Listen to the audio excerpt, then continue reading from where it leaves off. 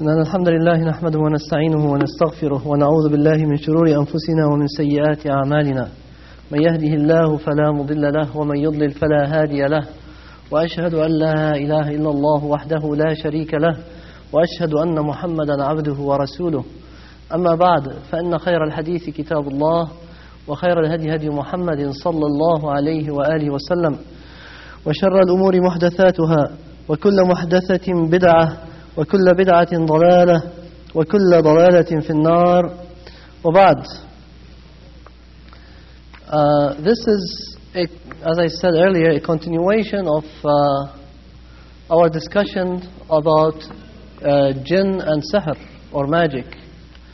And last time I gave a general background of magic and the Islamic belief concerning sihr or magic in brief, and inshallah today I will continue, and the emphasis will be on things, as I also told last time that the emphasis will be today on things which a person should do to protect oneself from magic, or to cure oneself from magic and jinn if he's touched with that.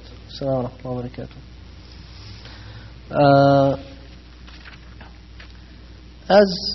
As a reminder, last time I was telling that magic or sihr is something which is confirmed by the text of the Qur'an, that there is something which is magic, and that magic is something which is prohibited to even learn in Islam.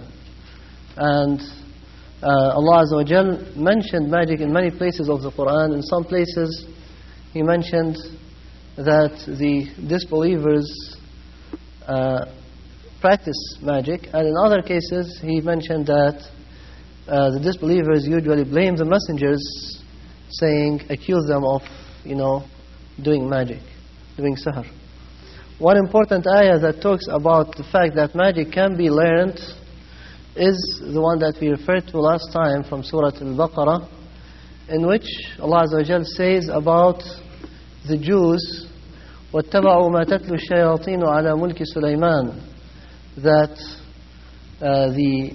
instead of following their books, the Jews used to follow what the devils recite on the kingdom of Sulaiman, that is the magic which the shayateen, the devils, teach them. And then He says, وَمَا كَفَرَ سُلَيْمَانُ وَلَكِنَّ الشَّيَاطِينَ كَفَرُوا. But Sulaiman does not disbelieve. It is the devils who disbelieved. Now, of course, according to the Jews, because of their lies in the book of Allah Azza wa Jal, in the revelation that was revealed to them, they claimed that Sulaiman became a disbeliever towards the end of his life, sallallahu alayhi wa sallam. So they do not take him, of course, as a prophet, but as a king who in his old years, he reverted to worshipping idols. And this is mentioned in the Old Testament, that his wives have influenced him. He had wives who worshipped idols, and they influenced him, and he ended up worshipping idols, unlike his father David, who was good to the end. So that's what their Old Testament say. So they claim that Dawood became a disbeliever, Sulaiman, towards the end of his life, which is a lie. So Allah Azza wa Jal refused this by saying, وَمَا كَفَرَ Sulaiman. Sulaiman did not become a disbeliever. He's not a disbeliever. But the shayateen are those who are disbelievers. يُعَلِّمُونَ النَّاسَ السِّحْرَ. They teach people magic.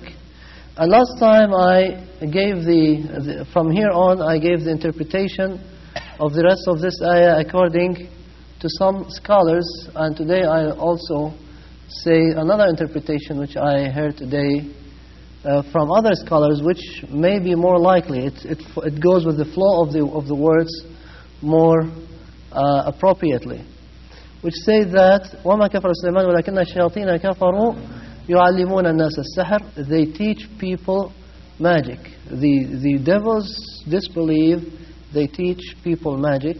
So magic is a form of disbelief, or people usually disbelieve when they deal with magic. They reach to the stage of disbelieving in Allah.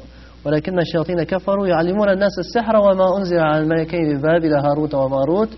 And this other interpretation says that there indeed were two angels called Harut and Marut who were sent down in Babel or Babylon to people. And of course there is the story which comes from through the way of the Israelis, which say that these two angels, I told you about this story before, that they were actually angels who were blaming human beings. Why are you doing this? Why should they do this? If we were in their place, we would never disobey Allah. And Allah Azza wa Jal said, I will show you that you are wrong, and He gave them the desires of human beings. So all of this is baseless. But what it is that Allah Azza wa Jal found that people have dealt with magic very extensively, especially in Babylon. There were lots of magicians. They were doing some supernatural actions or magical things, and people were being so much tempted to believe in them and follow them because of the power that they seem to have. So Allah Azza wa Jal sent two angels whose names are Harut and Marut, with the knowledge of magic, to teach people magic, to tell them that, look, magic is a certain knowledge that can be practiced, and there's nothing, great or super about it, or unusual once you know how it is done. So they did teach the magic, but they warned people that this is a test, this is a trial. You can be tempted to immerse into magic, deal with it, practice it, and this will lead eventually to kufr. So he says, the ayah says, وَاتَّبَعُوا مَا تَتْلُو الشَّيَاطِينُ عَلَى مُلْكِ سُلَيْمَانَ وَمَا كَفَرَ سُلَيْمَانُ وَلَكِنَّ الشَّيَاطِينَ كَفَرُوا. But the devils disbelieve. They teach people magic, and they teach them what has been revealed to the two angels in Babylon, who are Harut and Marut, who taught people magic. وَمَا يَعْلِمَانِ النَّاسَ السَّحْرَ وَمَا يَعْلِمَانِ مِنْ أَحَدٍ حَتَّى يَقُولَا إِنَّمَا نَحْنُ فِتْنَةٌ. And those two angels would not teach anybody magic until they first warn them. They would say, look, we are a fitna, we are a test, we are a trial for you. إِنَّمَا نَحْنُ فِتْنَةٌ فَلَا تَكْفُرْ. So do not be a disbeliever. So they wanted to break the magic. Magic, it is magic. The magic dome, or that was put around the magicians in that time, so that people would have the awe which was around them, and so they taught people some of the magic that they are doing. But they want people, do not take this as something to practice. This is to show you that this is what the magicians are doing. فَيَتَعَلَّمُونَ مِنْهُمَا. So they would learn from these magicians things which would enable them to separate between a man and his wife, and they would not be able to harm anyone except with the permission of Allah Azza wa Jal. And they would learn something which would hurt them and would not be of benefit of them. Now these ayat, still, if you go to the books of tafsir, you find there is a lot of difference in opinion of the ulama concerning them. And why would Allah Azza wa Jal teach people or let people learn the magic even as a form of warning, when we know later on, especially in the Sharia of Islam, that magic is absolutely prohibited, and a person is not allowed to learn it. A person is not allowed to believe in a magician, and anyone who goes to a magician or to Arraf and believes in him, his prayer will not be accepted for 40 days. And he has disbelieved in what has been revealed to Muhammad sallallahu alaihi wasallam, as the Prophet sallallahu alaihi wasallam himself said. So there is a great warning against sihr. The Prophet sallallahu alaihi wasallam said, beware the 7 destructive matters, things, sins, the 7 al-mubiqat. And then he mentioned them. First one, of course, is what the word shirk billah. The first one is shirk billah. The second one immediately that he mentioned was sihr. Ash-shirk billah was sihr, وقتل النفس التي حرم الله إلا بالحق وأكل الربا وأكل مال اليتيم والتولي يوم الزحف وقذف المحصنات المؤمنات الغافلات. This is in Bukhari. He said the 7 al-mubiqat, the 7 destroying sins or destructive sins: shirk in Allah, taking partners with Allah; sihr, magic; qatl al-nafs, killing the soul which Allah made prohibited except with the right to kill it, which means, if there is a reason to kill it, a legitimate reason in Islam to kill it. That's the 3rd. 7th, eating riba or usury. And 5th, eating the wealth of the orphans. That was 5.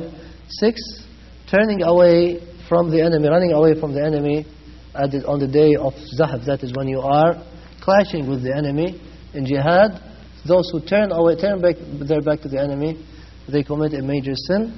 And then to talk badly, to accuse the women, the believing women who are protected, who are chaste, and ghafilat, who are unknowing about or unaware of what's happening. You go and talk about them and behind them and say that they have done this and this and this without any substantiation for what one says. So all of these are major sins, and as you see, the Prophet ﷺ mentioned the magic as one of these major sins. And he said, as I said earlier, then the one who comes to a kahin or arraf, people who deal with magic, and to tell them about the future and use magic for them or with them, then his prayer will not be accepted for 40 days, and he has disbelieved with that which was revealed to Muhammad sallallahu alaihi wasallam.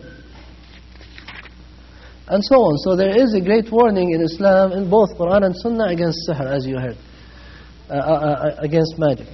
But, however, people do practice it. And what we want to do today is to learn what we can do to protect ourselves from the harm of this practice.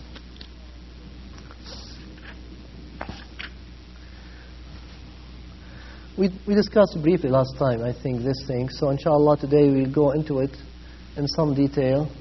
But before that, I'd like to, describe a few situations which I have seen where you go to someone who has been afflicted with magic, with sihr, either himself or one of his family, daughter, son, something like that. And you find that, first of all, these people are usually people whose level of knowledge of Islam is very, very simple. We're talking about Muslims, of course. Whose level of knowledge in Islam is very simple, very limited. They are, like the common Muslims who do not have the deep and strong knowledge and belief in Islam, from what you see from talking to them. Secondly, in their practices are not in accordance with the Sunnah in many situations. They may be people who pray sometimes. And sometimes we have seen the case many years ago of a brother who prays for long hours in the masjid. We used to see him all the time in the masjid. But, he was one of the people who are, again, his level of knowledge of Islam, of Sunnah, was very limited. And that is what you find, people, usually the people who are subjected to such harm are usually, I'm not saying always, are usually the people of this limited knowledge of the Sunnah, of Islam, and the Sunnah of the Prophet ﷺ, and limited practice. So you find in their appearance, in their behavior, in the look of their houses, you find that they do not apply Islam the way that they should. I'm not saying that they do not apply Islam at all. As I said, in some cases they would be applying Islam and they would be looking like a pious people to others. But their application of Islam would vary but their knowledge of Islam and some other matters that I'll talk about in a little bit, inshallah, are very limited. So this is, therefore, the first thing that we should usually address and we should use to protect ourselves and our beloved ones from such a great danger, which is a danger in many cases, in many places, in many countries or areas. So, the first thing, you go to the house and you find that they have pictures all around the house. Okay? You find them hanging pictures of the grandfather, the picture of the sister, or the sister's children, or the wife, or etc., etc. And I told one brother not very long ago, I said, I reminded him of the hadith of the Prophet ﷺ, in which he said, إِنَّا مَعْشَرَ الْمَلَائِكَةِ لَا نَدْخُلُ بَيْتًا فِيهِ كَلْبٌ أَوْ صُورَةٌ. Jibreel said to the Prophet ﷺ, we angels will not enter to a house in which there is a dog or a picture. So the angels will not enter. So the person has already passed upon himself the, as we say, حكم بالآداب, the judgment with the, شو آداب? Whatever, execution. I mean, he has decided for himself that he doesn't want angels in his house from the beginning. So the angels will not enter into that house or into that rooms where the pictures are hanging. And sometimes these pictures are hanging in the rooms where the children who are hurt with sihr or magic are sleeping or are staying. So these are things which definitely will drive away the angels. And these pictures are sometimes, pictures, photographic pictures. Now, knowing the arguments which some ulama of our time give for allowing photographic pictures, and others who are, usually the more knowledgeable ulama of our time, they say it is prohibited. But still, whatever is the case, nobody says that it's permitted to hang them or to display them. So, if a person uses the photographic pictures for a purpose, for a need, that is possibly permissible, depending, of course, on how true that need is. But to hang them, that becomes like a degree of worship. It is not fully worshipping, but it can get to the degree of full worship, or close to it. And this is the first step, as we know, that the people of Nuh alayhi salam, how they started their shirk. First, when the good people died, they put the pictures just to remember them. And then their children, so they knew they did not commit shirk. Their children saw the pictures and they said, our parents used to give great value to these pictures. So they gave even more value, and the grandchildren, they worshipped these pictures because of what they saw their parents doing. So this is the beginning of shirk, to hang a picture, to put it on your desk, to put it on your wallet, to see it all the time. As this is of course a practice of the kuffar. That's where it came to us from. All of these, I don't know why people do them, and especially hanging them on the wall. And I have seen, maybe I mentioned this to some of you before, I have seen a relative whose husband died, and then she had his picture hanging in the living room, very large picture, and whenever something happens, she looks at the picture and she talks to him in the picture, as if he is living. She says, don't you see what's happening? Don't you see how our children are doing? Or if they're doing well, she praises them. So it becomes, it starts as a form of shirk, as I said, which could increase, or maybe it would stay as sin. But anyways, we know for sure that the angels will not enter a house where a picture is. So if a person has the pictures and he doesn't, believe that they are haram, at least he shouldn't display them. And especially, when a person has a problem with this sihr or jinn that people sometimes suffer from. So this is the first thing. I also probably mentioned to some of you that once we want to see people who have their daughter was unconscious for about, I don't know, a few years. And they said that she had, they believed that she had Jinn in her. And they were both, you know, it was clear from the appearance of her father. They came all the way from overseas to try to treat her in the most major hospitals in this country. And then the doctors judged that her brain is dead and there is no hope for her. She should die any minute, or they should even, you know, remove the breathing system from her. But anyway, they kept her, and they tried to help her. And so when we read the Qur'an to her, she became at some point very violent, even though they say she cannot hear, she cannot see, she cannot even move in some cases. But anyways, it was apparent that there is something which we do not understand. I mean, beyond our, you know, natural world that we deal with, that's happening with this. But anyways, when I came in, the father, as I said, apparently was not a very practicing Muslim, to say the least.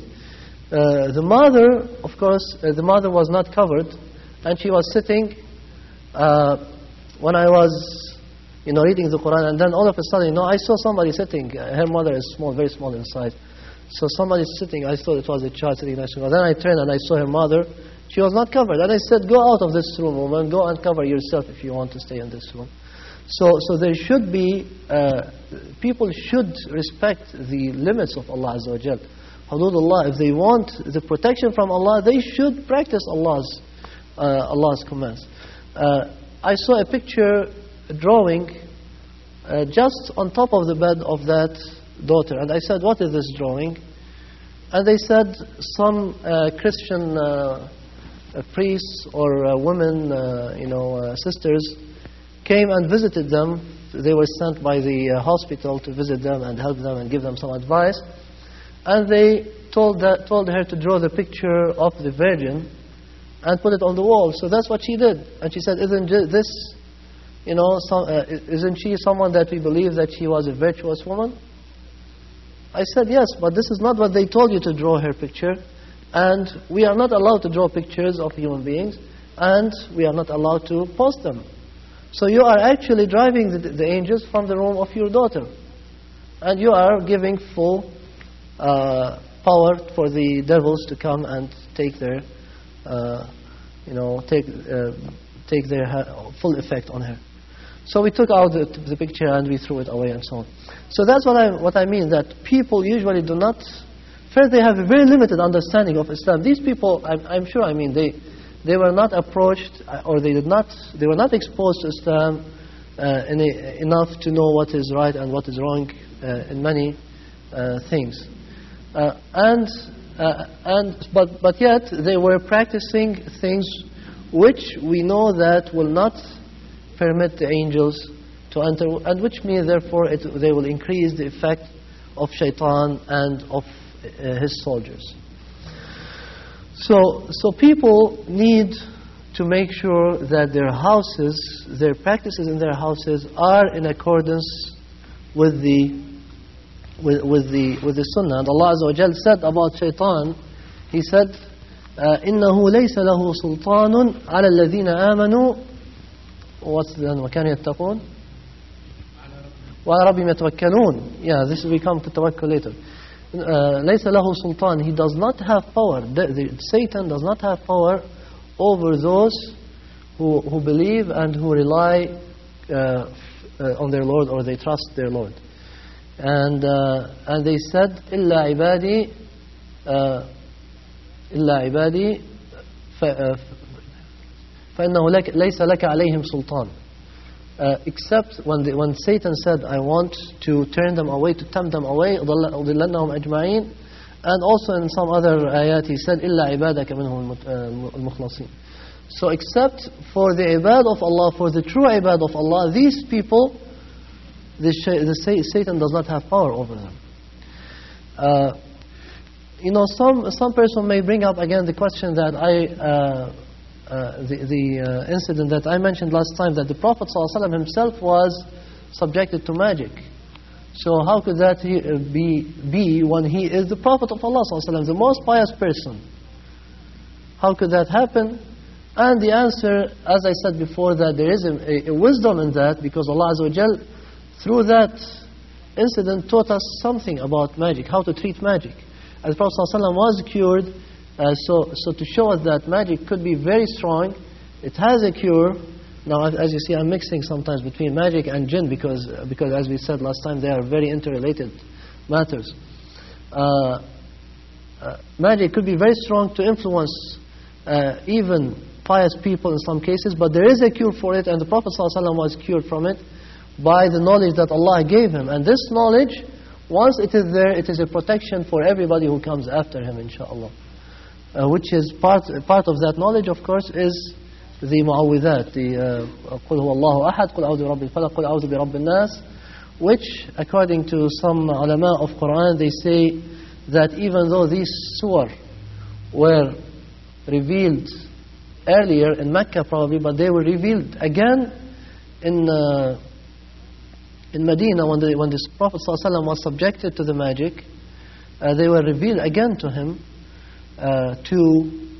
to teach him that you say these to cure you from the magic which was done to him by a person called, I think, Labid bin Asim or something like that. Labid, his first name is Labid, I think Labid bin Asim. So anyways, that was a cure for him. And the other thing was, of course, to destroy the magic which was used for that. So going back to what I was saying earlier, the first treatment of magic is the practice, the understanding and practice of the sunnah. So a person who wants to be strong against shaitan, against the devils, should have a knowledge of the sunnah that would enable him, that would arm him against the harmful effects of magic and of jinn. Okay, now I mentioned some other things, but before that, another story that happened, and this, let's see, this will be coming. I mean, okay, let me go according to what is in this book. That will help to focus a little bit. One of the very important protections from jinn is ta'awudh, isti'adha. To say أعوذ بالله من الشيطان الرجيم, or as the Prophet ﷺ used to say, أعوذ بالله السميع العليم من الشيطان الرجيم من همزه ونفثه ونفخه. So this is, as Allah Azza wa Jal said in the Qur'an, وَإِمَّا يَنزَغَنَّكَ مِنَ الشَّيْطَانِ نَزْغٌ فَاسْتَعِذْ بِاللَّهِ, which means if something touches you like nazgh, some harm from the shaitan, some temptation or something like that from the shaitan, then seek refuge in Allah. Say أعوذ بالله, استعذ بالله. And he says, subhanahu wa ta'ala, he says, وَقُلْ رَبِّي أَعُوذُ بِكَ مِنْ هَمَزَاتِ الشَّيَاطِينِ وَأَعُوذُ بِكَ رَبِّي أَنْ يَحْضُرُونَ. Say, oh my Lord, I seek refuge in you from the temptation or the harm of the shayateen, of the devils, and I seek refuge in you that they would come to me, would be present with me. And Allah Azza wa Jalla says, قُلْ أَعُوذُ بِرَبِّ الْفَلَقِ. The surah, and the end of it, he says, من شر الوسواس الخناس من شر ما خلق ومن شر النفاثات في العقد, which means I seek refuge in Allah from the harm of, or the evil of those who blow into the knots, so the magicians. And in the other surah, قُلْ أَعُوذُ بِرَبِّ النَّاسِ, and then he says later, I seek refuge in Allah, رَبِّ النَّاسِ. And he says at the end of the surah, مِنَ الْجِنَّةِ وَالنَّاسِ, from the jinn and human beings, from the harm of everybody. So the first thing is to make ta'awudh, to seek refuge in Allah all the time. And ta'awudh, it's not just a word. It is a word with a meaning. So we have to believe in the meaning. We have to ask Allah sincerely to protect us. And this reminds of the hadith of the Prophet ﷺ, in which he said that Allah Azza wa Jal taught Yahya bin Zakaria many things, and then five things. And one of these 5 things, he said and Yahya taught these to his people. He said, وَأُوصِيكُمْ بِذِكْرِ اللَّهِ. I give you the wasiyah, I advise you to mention Allah Azza wa Jal, to remember and mention Allah. And then he says the parable of that who mentions Allah, فإن مثل ذلك كمثل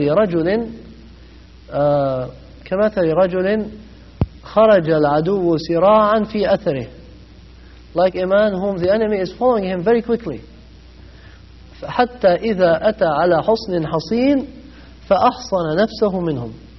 So until the man reaches a very well fortified fortress, he gets into it, he closes the door, so he saves himself, he protects himself from his enemy. Then the Prophet ﷺ said, commented, relating what Yahya commented, وَكَذَلِكَ لَا يُحْصِنُ الْمَرْأَ مِنَ الشَّيْطَانِ إِلَّا أَوْ نَفْسَهُ مِنَ الشَّيْطَانِ إِلَّا بِذِكْرِ اللَّهِ.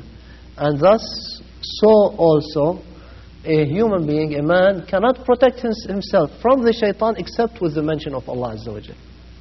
So with dhikrullah, a person protects himself from the shaitan. With ta'awudh, with the clear understanding of the meaning of ta'awudh, a person puts a fortress against himself, protecting himself from the shaitan. This is the first thing. The second thing is taqwa. Taqwa means to understand Islam and to practice it properly and with fear of Allah Azza wa Jal, with sincerity before Him, as if one is seeing Him in front of him. As Allah Azza wa Jal said, وَإِن تَصْبِرُوا وَمَن يَتَّقِ اللَّهَ يَجْعَل لَهُ مَخْرَجًا. Whoever has taqwa of Allah, Allah will always have a way for him. He will help him out of any problem he has, including these problems.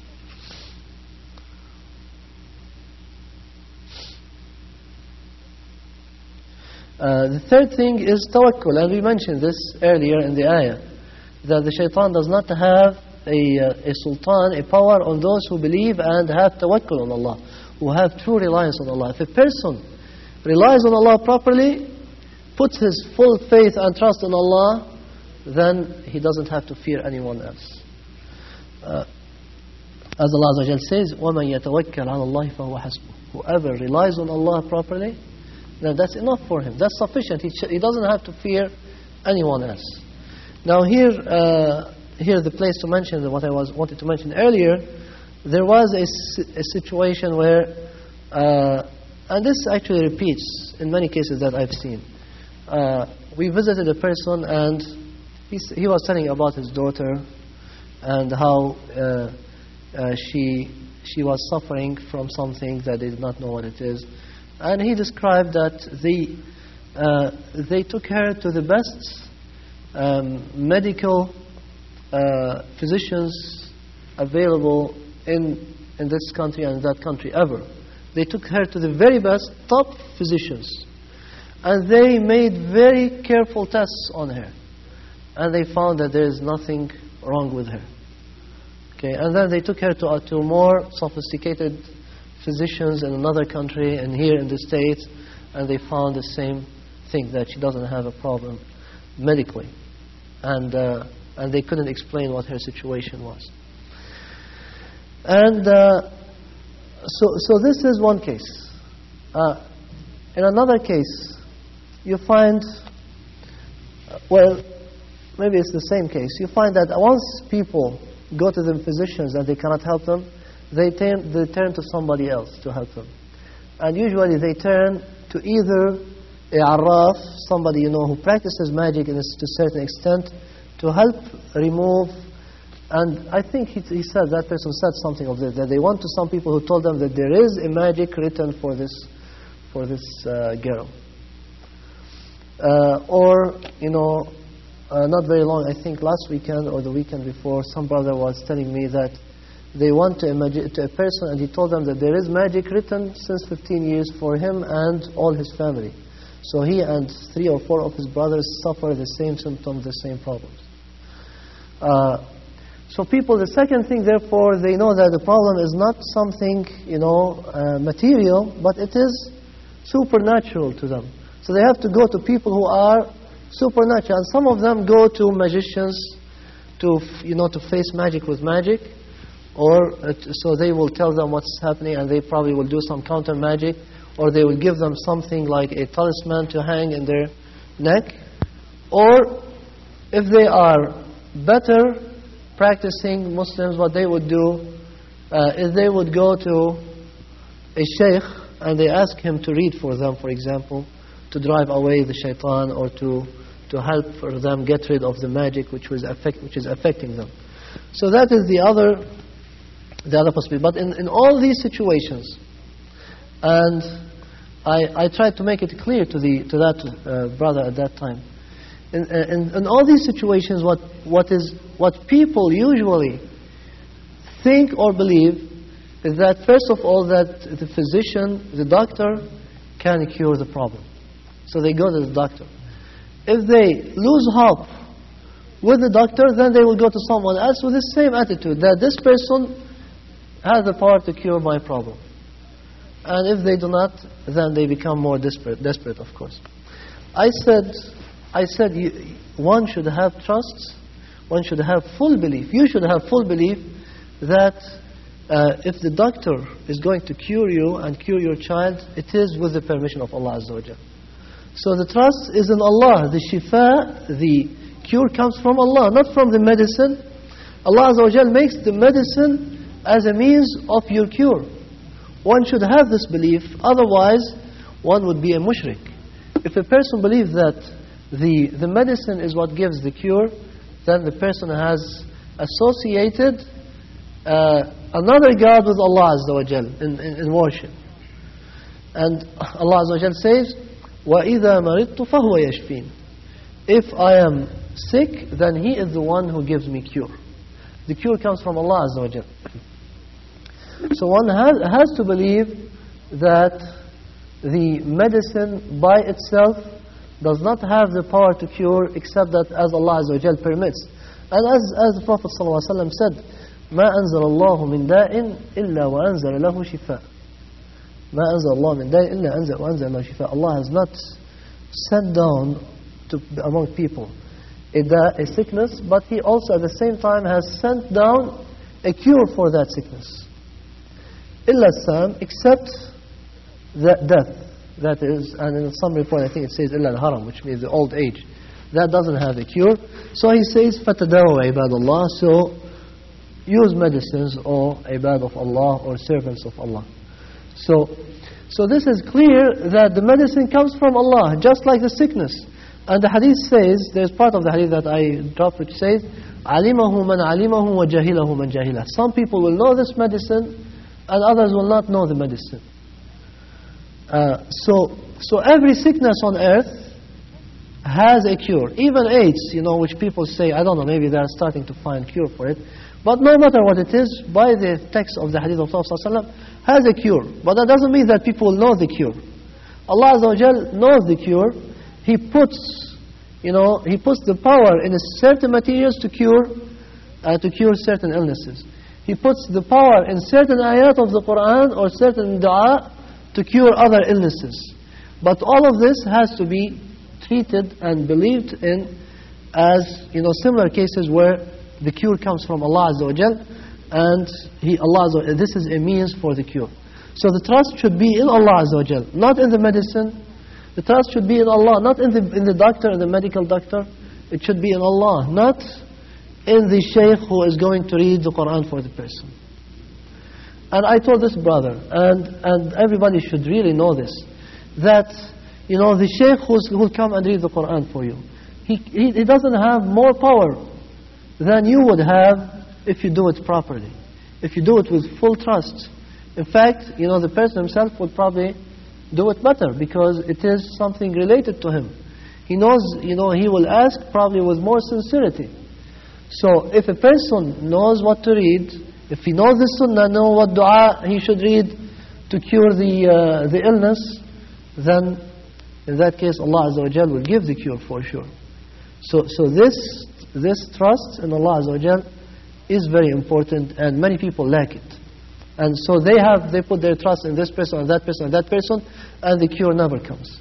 Sometimes, as they claim, and maybe it has some basis of truth in it, they say that they went to a sheikh, they brought a sheikh, and the sheikh read to the person who has been touched with jinn, read some ayat, and eventually the jinn left. And then after a few days or a few months, the jinn came back. And they had to bring the sheikh again. And he had to read again. And then this happens several times. And sometimes they say that even the jinn leaves the person who was touched and goes into the person who was reading or something like that. Now, why? I mean, if a person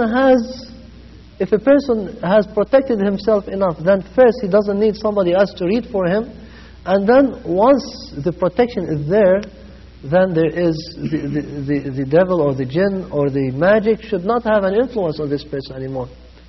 So he should not worry about future problems in that regard, because he has the cure or the protection which will protect him all along.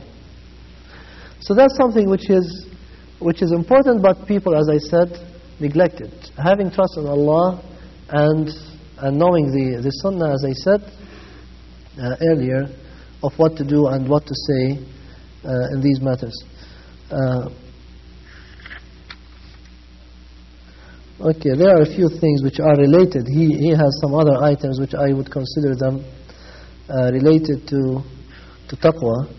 So I will skip them, inshallah. And then an important thing which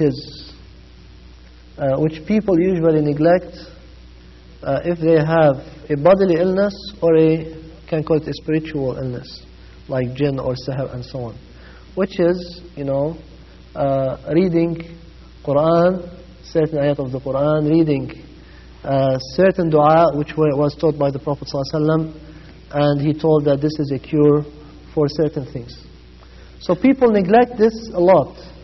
They neglect to use this medicine. The medicine, when they talk about the medicine of the Prophet ﷺ, many people think that it is probably honey and the black seed and things like that. But this is a more important form of medicine, and this is the basis for any other form of medicine, which is reading the dua that helps to cure the illnesses. So if a person is sick, you ask him, and this happens very frequently. I ask a brother who has a certain problem that recurs to him and it hurts him a lot, and I say, do you read the dua of that the Prophet ﷺ taught us? For example, Allahumma rabban nas, adhib al-ba's, washfi anta al-shafi, la shifa illa shifa'uk, shifa'an la yughadiru saqama.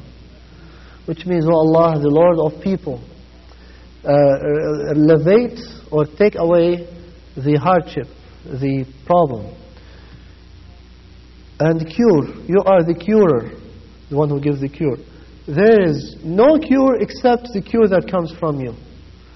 Cure my illness, a cure that will not leave behind any illness. So if a person says this with trust in Allah Azza wa Jal, his illness will be removed. It would be removed either with the blessing of this dua alone, or sometimes Allah Azza wa Jal would guide the person to the proper medicine or the knowledgeable doctor who would help to get rid of his problem. But a person has to do it, to say it with full trust. The same, with the jinn and sihr. This is an illness. If a person say this dua with full trust, Allah Azza wa Jal will elevate and remove his problem. There are, of course, different things that a person can read. This is being one of them. There are several things that the Prophet ﷺ taught about curing illnesses. Like you're saying, if you go to a person who has a certain illness or sickness and say, read for him, doesn't mean that you have to he should hear it, but say to him the dua, the following, or for him the following dua: As'alullah al-Azim, Rabb al-Azim, an yashfiyak. I ask Allah the Great, the Lord of the Great Throne, to cure you 7 times. Prophet ﷺ says, whoever goes and say this to a person, Allah will cure him from the illness which he has. So if a person says it with sincerity, of course, with full trust in Allah Azza wa Jal, the illness will be cured. And again, as I said, the cure doesn't necessarily have to be, immediate. It could be through some means that Allah Azza wa Jal, answer the dua complete with the means that will enable such thing to happen. Like, for example, guiding the person to the proper medicine or to the proper doctor to help with this dua. But eventually this dua will the illness. And there are some other dua, like the Prophet ﷺ says if a person has an illness, he should say Bismillah, Bismillah, Bismillah 3 times. أعوذ بعزة الله وقدرته من شر ما أجد وأحاذر. I seek refuge in Allah's dignity or honor or something like that, وقدرته, and His power, from the harm of that I feel or that I fear, that I feel or fear. So if a person has a problem that currently hurts him, or he is afraid that later on it will cause harm for him, then this is a dua to say 7 times, I think the hadith says. Then this is another way, this is another dua that would help cure the sickness. And there are others. So these are what people refer to usually in Sunnah as ruqya, which means a person protects himself with these or cures himself from the harm or the danger of the illness that he has. And as I said, sihr and jinn is part of it. You probably have heard the hadith about the Sahaba. Let's see if he has it here, then I'll read it directly from here. The Sahaba who were going on an expedition, and they stopped somewhere near a tribe, and they asked the people of the tribe to give them food, which was, considered, and later on it was confirmed in Islam to be a requirement. If people come, if wayfarers or travelers who are coming from another place stay in a certain place, then it is a wajib on the people of that place to give them qira, which means dinner, for 3 nights. It is wajib. They have to feed them for 3 nights. So it was also a practice of the Arab because of their generosity at that time, and maybe some of it is still to our time. It was their practice to be generous to the guests and to give them food in plenty. But these seemed to be an exception, this tribe. So when they descended there by that tribe, they stopped there. They asked them for food, and they refused to give them any food. So what happened is that a snake came and, what do you say? It bit the stung. Do you say stung for? Probably scorpion stung. Okay, no. A snake bite. Snake bite. Okay, I think it was a scorpion. Probably was it a scorpion? This story? Maybe it was a scorpion. So a scorpion came and it stung the child or the boy, the son of the leader of that tribe, the head of that tribe, and he became very ill. It almost was about to die. He almost was about to die. The people tried everything. They tried medicines. They tried everything, and they felt that it is hopeless. He's going to die. So someone said, check with these people who have just stayed by us. Maybe they can help us in this. So they went and talked to them. Can you come and see our child? And they said, yes, but we'll try to cure him, but you'll have to give us such and such certain number of sheep, And they agreed. They said, come and look at him. So they came and they read for him Surah Al-Fatiha. And he was completely cured. كَأَنَّمَا نَشَطَ مِنْ عِقَالٍ, which means as if he was being tied and the ties were removed from him. So he was well again immediately. And the people were very pleased, of course, and they gave them the cattle that they asked for. And they took it with them. They were not sure whether they should accept it or not. They thought maybe they did a trick or something and it was wrong to take this cattle. So they asked the Prophet ﷺ when they brought it with them to Medina. They said, this is what happened. Are we allowed to divide this cattle among ourselves? And he said, how did you know that this is a ruqya? Which means, who told you that this is indeed a good cure, what you said? So it is indeed a cure. He's confirming that this is a cure, a proper cure that you use. And then he said, yes, divide it among yourselves and give me a share of it. So So this teaches that reading Al-Fatiha itself is a cure, is a ruqya. And there are other ruqa which are, mentioned in the Sunnah. We mentioned last time, and there's no harm, of course, in repeating this time, that the house in which Surah Al-Baqarah is read, then no shaitan, no devil will enter into that house. If a person who reads Ayat al-Kursi before going to sleep, then there will always be a protection for him throughout the night until the morning. And who reads it in the morning, there will be a protection for him until the evening. What else? Mu'awwidhat.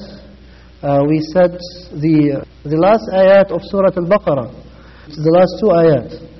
آمن رسول ما أنزل إليه من ربه والمؤمنون, until the end of the surah. The two ayat, these, whoever reads them, then there will be a protection for him until the morning. What else? What? آمن رسول ما أنزل إليه من ربه والمؤمنون كلنا آمن بالله وملائكته وكتبه ورسله لا نفرق بين أحد من رسله وقالوا سمعنا وأطعنا غفرانك ربنا وإليك المصير لا يكلف الله نفسا إلا وسعها لها ما كسبت وعليها ما اكتسبت ربنا لا تؤاخذنا إن نسينا وأخطأنا ربنا ولا تحمل علينا إصرا كما حملت علينا من قبلنا ربنا ولا تحملنا ما لا طاقة لنا به واعف عنا واغفر لنا وارحمنا أنت مولانا فانصرنا على القوم الكافرين. These two ayat. So the two ayat, reading mu'awwadhat before going to sleep, and the Prophet ﷺ used to read them making nafith in his hands, which means he reads them and there may be some tiny, he blows into his hands, and then after he finishes, he rubs all his face and all the front of his body with them.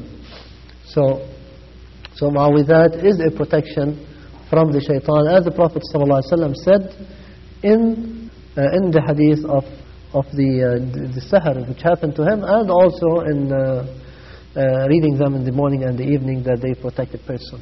لا إله إلا الله وحده لا شريك له له الملك وله الحمد يحيي ويميت وهو على كل شيء قدير, in the morning and in the evening, and so on. What else? There are many things that have been reported in the Sunnah that if you read, for example, the Prophet ﷺ taught Fatima. She came to him asking for a servant, and he said, say, I'll give you something which is even better for you than a servant. Before you go to sleep, say Subhanallah 33 times, Alhamdulillah 33 times, and Allahu Akbar 34 times. This is for you, is better than a servant. And I personally, have tried this. In many cases, I would find that on the following day, I have lots of work. I don't know how am I going to finish it. And then I remember to say this thing. And sometimes even, before I finish the whole thing, maybe I'd fall asleep. But really, I have tried many times. I find in the following morning I have, subhanAllah, more power to finish all what I was afraid to finish. Indeed, it gives you the power of a servant with you, with the promise of the Prophet sallallahu alaihi wasallam. According to the promise of the Prophet sallallahu alaihi wasallam. So this is a servant that will help you. It will help you through the night. It will help you in the morning. It will protect you with the permission of Allah Azza wa Jal. But before and after, always a person should have his trust in Allah Azza wa Jal, not in the words themselves. So some people, what they do is they write these in a piece of paper and put it in their pocket or under their pillow or over their pillow where they sleep, and so on. This is wrong. This is not a cure. Or they put it, they write it with ink and they put the paper in a cup of water. They turn it around and then they drink the water after that. I thought you bought a... I think so. I think it's getting weak.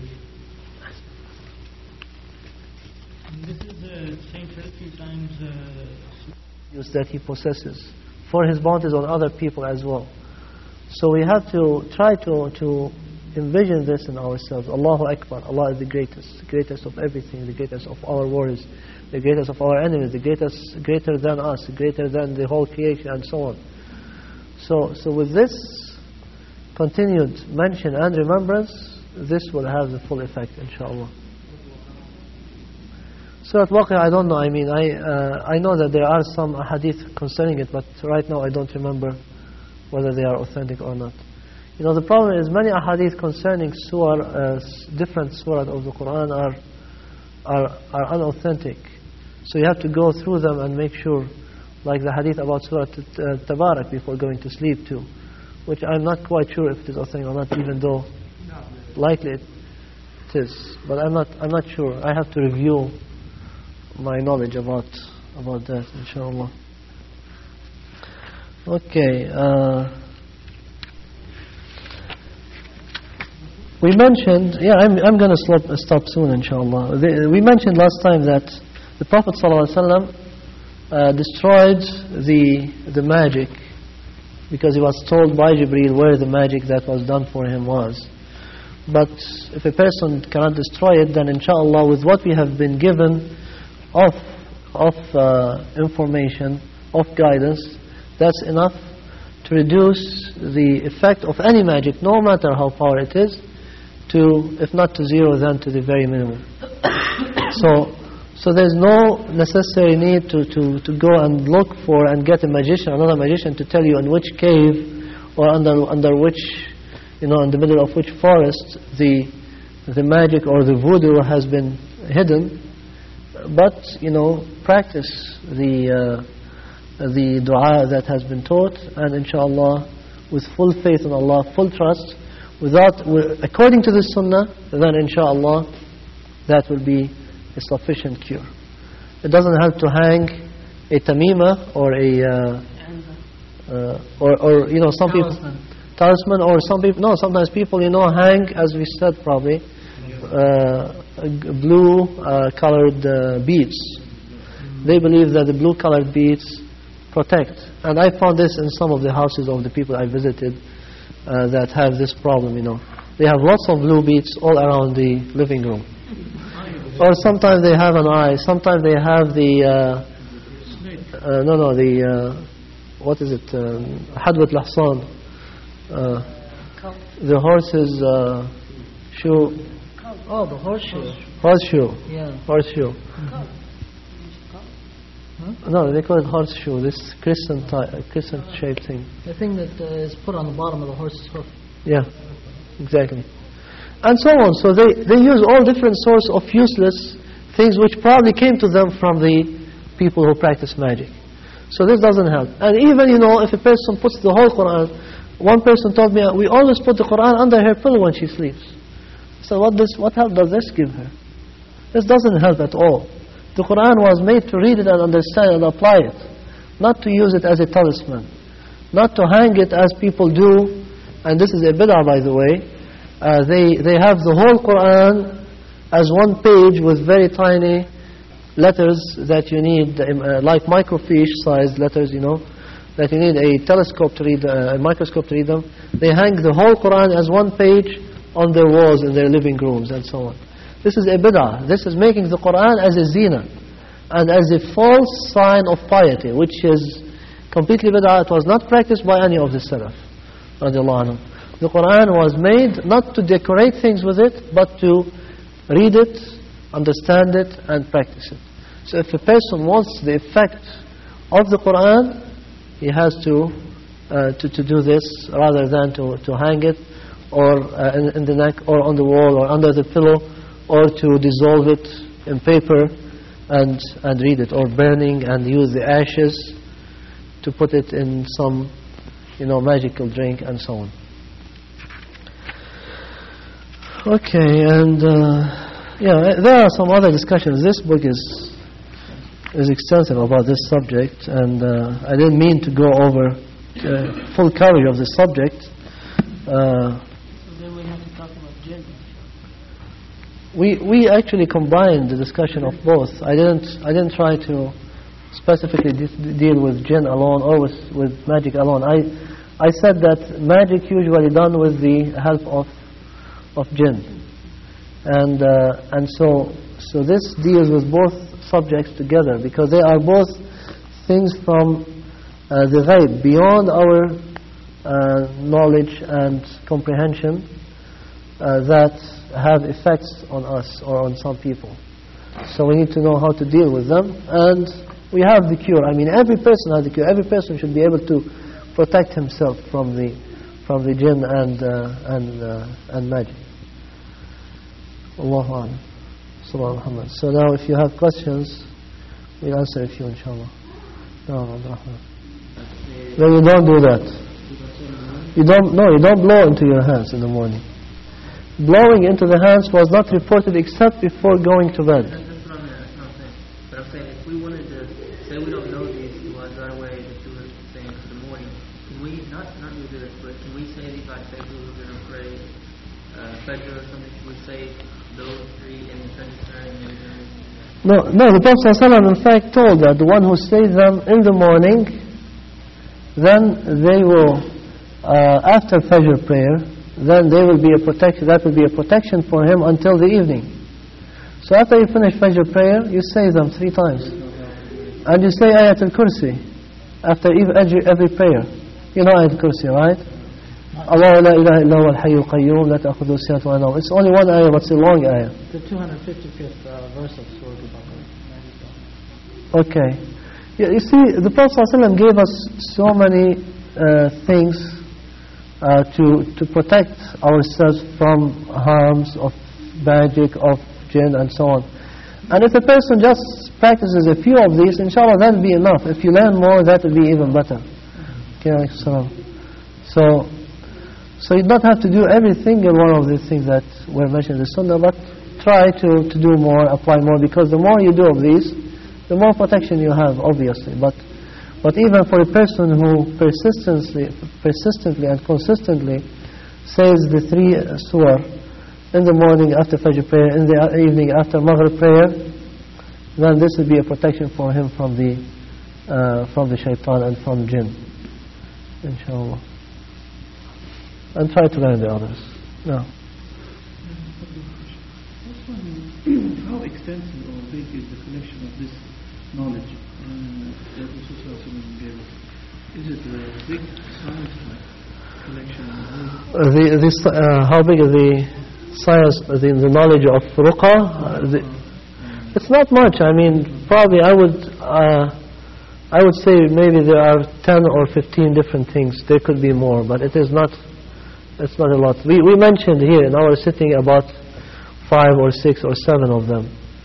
So different things that protect from jinn or from shaitan. And there are many others, but even some ayat or some surah of the Qur'an that, as I said before earlier, that I did not have chance recently to review them and make sure what's authentic and what's not in that regard. But it's limited. I mean, this knowledge is not huge as to become, something scary to try to dig into. That was my point. Sometimes I talked to somebody who was actually intimidated by the number of adhkar or no, for ruqa it is limited. I mean, if you go to a book, usually these are listed in books on adhkar. There is a section for ruqa, and this section is not usually very big. 10, 12, 8 ahadith, something like that. It varies from book to book.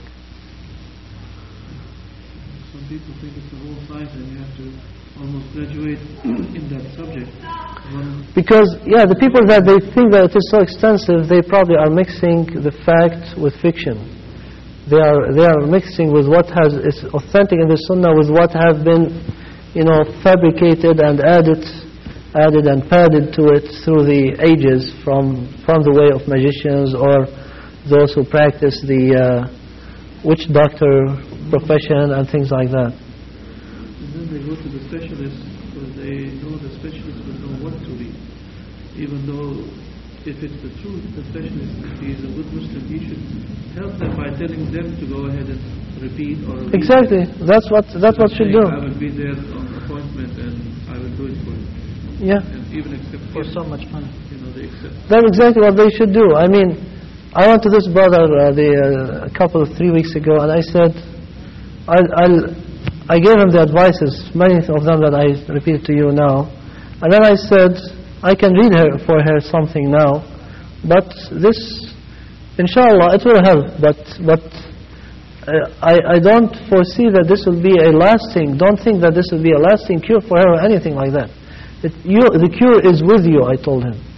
And you are the one who need to do it and continue to read for her, practice the Sunnah, practice Islam properly, clean your house from these idols that you have all over the place, and inshallah that will be the permanent cure. Because otherwise, maybe, if they say that there are some sheikhs who are specialized in driving away the jinn, they come and drive away the jinn, but the jinn will come, they go out from the door, come from the window, for example. Or they leave one daughter, they go to the other daughter. And they will never leave. I mean, they are in their house, but in other forms. They are doing their mischief in other ways. Instead of doing it in the form of harming the daughter, they would do it in a way of, having, for example, some of the parents disobey Allah extensively and so on. Or helping them to do that. The second question about the jinn, actually, you mentioned about the ghaib which is involved sometime with Allah, the knowledge. But the incident where you mentioned the person told them for 15 years ago this bad thing has been put on them. There is another business or science that goes around in our country that people go and they ask about the disease or affliction about the jinn from some expert.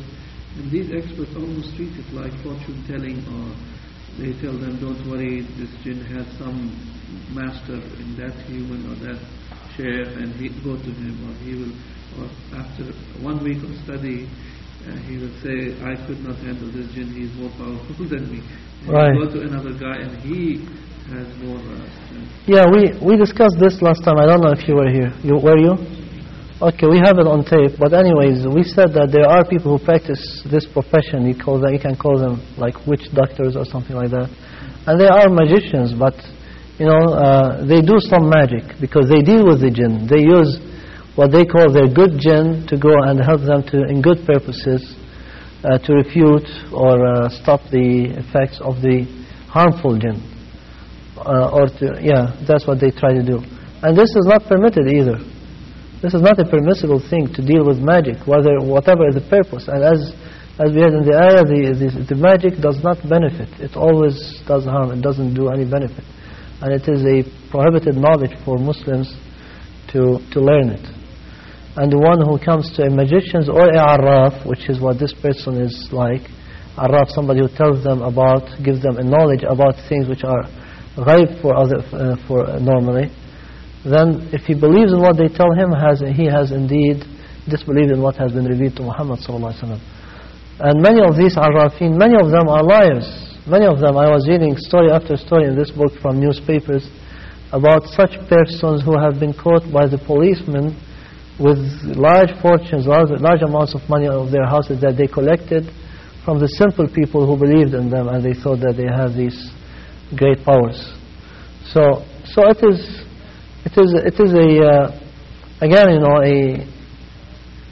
a business that stands on the backs, on the shoulders of the ignorant people. And we need to enlighten the people and tell them that the cure is in the hand of every single one of them. But they need to know it and to really apply it properly. And inshallah, then there won't be a power for the jinn over them. You mentioned that usually these people are lay people, they have little knowledge of Islam. Right. I think the ones who pretend to have or be using Islamic knowledge while they practice it, which they usually do, they pretend to be very knowledgeable. Right. They are more dangerous. They seem to have some more thicky knowledge about Islam. They impress these lay people. And they are not of lay knowledge, they are more, but of certain subjects. And they are more dangerous because they impress our general people. You mean the arrafin, those people who claim to be able to cure, the witch doctors, as you were explaining. John was reading at him, and he was praying. He was a praying person. Yeah. When he was Shia, I found out. But he was reading them and trying to be very pious and expert. I know, and hesitating when he does you the favor of reading it. Yeah. As if it's not something he likes. Yeah. Since they are good actors. These people usually are very good actors. And they show that they are very, very pious. And they do some theatrical things to impress people. Like, for example, they come out from their room and people see a lot of smoke coming out from the room at the same time. Or there is certain lighting in the room which makes them look, very impressive. Or sometimes you find that the smell of perfume is coming out from their hands and from their body, however they move. And people are surprised. What kind of perfume these people have? MashaAllah, they are people of God, they are pious people that Allah Azza wa Jalla is always making them smell good. And for some people, they discovered that they hide some perfume under their finger and they rub it every time to drop a little bit, and then the smell of the perfume at the critical moments spread, and people can smell it, and they will wonder how these people are, So they are liars, of course. I mean, they are all liars, such people, and they collect large fortunes from the ignorant, poor people. By the way, it includes recommending stones, which kind of food or what's suitable for your birth time and something. They're experts in recommending you the proper stone that will suit your body. Right, they deal with the stars, stones. And it's very famous. People wear it, saying, "This is my stone. This is the one that belongs." Agrees to my body and my personality. Yeah. Second part of this question: one person may ask, how come these superstitions afflict mostly among people, not superstition, how come these jinn, they afflict mostly among people in our country, or people that are more superstitious according to them, and not in the Western countries. Did you deal with this question, how to answer these people? It's not necessarily the case. It's not necessarily the case. I didn't see The Exorcist, the movie, but I heard somebody summarize it to me, and from what I heard, it seems that the practices in that were very similar to what the incidents there, very similar to what happens and what we have been heard from among Muslims. Is that right? Well, no. Did anybody see it? That is a very severe case. Allah knows best. Yeah. You have day in, day out, you have these missionary healing tents and whatnot where, these preachers are... You have the Satan worshippers. I mean, this is what he's talking about is the afflictions. Okay? Only that, but there is a certain class... There is the rock and roll music. That's a form of... There is a certain secular class among, let's say, the USA, who never admit about this truth or mention it or seem to indulge in it, and they may blame that it's only superstition, and the people who tend to believe this are afflicted more, but those who don't. Well, anyway, I had an answer for that, but I'm not sure if it's correct. That Shaitan, he uses victims. And if some people are not believing in God anyway, it will be pushing them towards believing in God by afflicting them with supernatural and strange afflictions, which some religious man may be able to remove. Then this brings those people who are cured closer to Allah in some ways. No. So he will be probably not worried about showing any supernatural indication to godless people who No, but they are there, I mean, in different forms. The influence is there, but it is in different form. And as I said also last time, that now we have a very widespread epidemic maybe of black magic that we read about. We see, if you look at some of the bookstores, you find that many of their horror section books or maybe tapes deal with black magic. So this is something which is now, and even games for kids,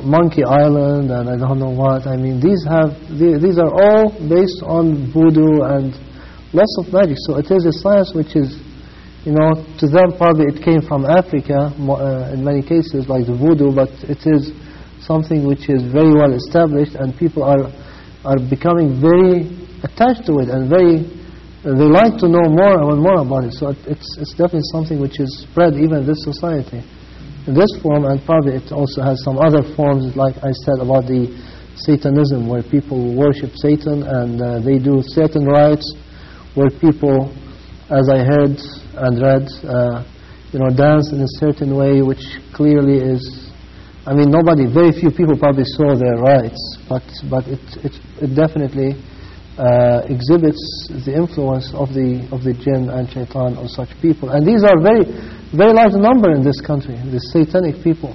Not only that. I mean, you have, for example, these people that believe in tongues. Okay? In what? In the tongues. That they speak in tongues. Okay. In churches. Okay? Okay. I mean, wallahu alam, this is more than anything a clear sign of jinn possession at the time. Because They claim they are speaking a language that nobody understands, and this is ibadah. Okay, and it's part of their faith. I mean, you know, and the whole thing is that, you know, one of the purposes, the whole purpose that shayateen have in life, unfortunately, I mean, not necessarily what Allah created them for, but what they've made is their purpose, is to keep the children of Adam astray entirely. Okay, so what do? These people believe in speaking in tongues, and they go to the church, and then they get, you know, in this state, and they get possessed, and they start blah, blah, blah, blah, blah, whatever. And they say that I was speaking in tongues, I was worshiping my Lord. They don't know what they said. They don't even remember what they did, but everybody saw them, you know. And, I mean, go to a black church. A lot of these black churches, you see these women, you know, just all of a sudden be gone, you know. Just possessed by shayateen. And it's happening in this society, but it's not happening necessarily in the same way. But the whole thing is, it helps to confirm shaitan's hold on these people in the sense of false belief. No. I have my sister-in-law, a couple of years back. She was going to become Muslim, wallahu alam. Her borderline was, her and her sons were like, if it weren't for my husband or their father, we would be Muslim. And he was a very staunch Christian. What happens? Wallahu alam. Okay? She, all of a sudden, she starts to not be able to hold things right, you know, spatula upside down, different things, totally disoriented. They check her at the hospital. She has two tumors up on the top of her head. 2 tumors. The family does all this heal prayer and everything, praying to Jesus, etc., etc. Okay?